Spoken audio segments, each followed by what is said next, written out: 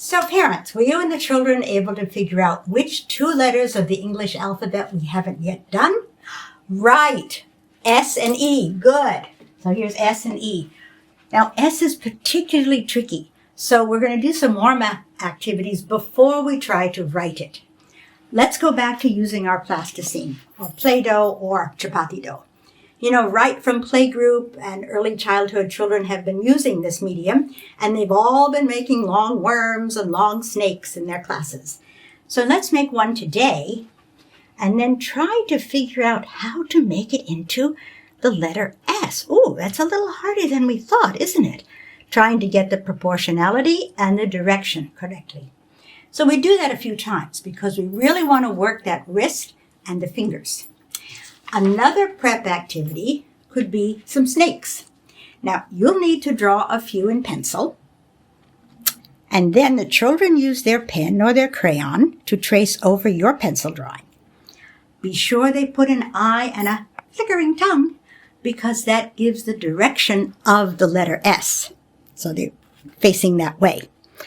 Now we want to decorate the snake, so we can go back to some of our earlier letters, the X, V, W, and so on, because snakes do have patterns on their bodies, so we can make some designs to decorate our snakes. We can do this as many times as the children would like to because they need that practice in the shape and the direction.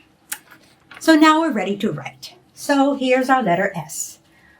Around, and around. Around and around. It's a little tricky, Mom. Yeah. Around and around.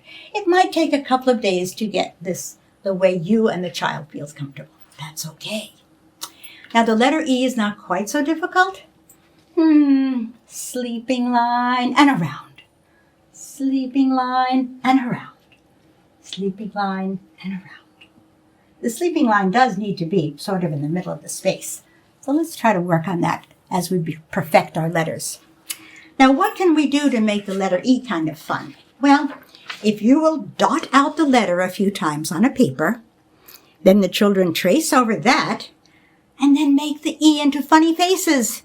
Oh, that's Papa before he combed his hair. Oh, that's me trying to go to sleep. Mama, that's you when you're so surprised. So the children can make all kinds of funny faces in the letter E to get some additional practice. Now, another possibility, and I often use this kind of a glue dispenser because I can draw with it. So I can draw the letter S with the glue, or I can use a paintbrush to draw the letter S. And then the children use yarn and stick it on that glue to get the shape.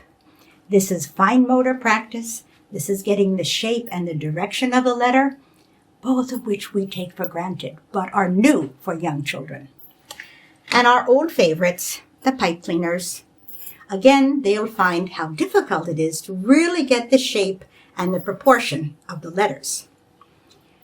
Finally, we've got all our letters in place now. So if you'll make some more dot cards, they can trace the letter and then have all the letters of the alphabet to make little words, phonics words they already know, or older children, sight words, that and this and so on, which are hard for them to remember. So spelling and handwriting together. Perfect. And then, of course, there's our letter boxes to practice any number of words in any kind of shape and configuration. Well, that takes us through the English letters in the lowercase form. And remember, those are the ones children need to learn to read and write.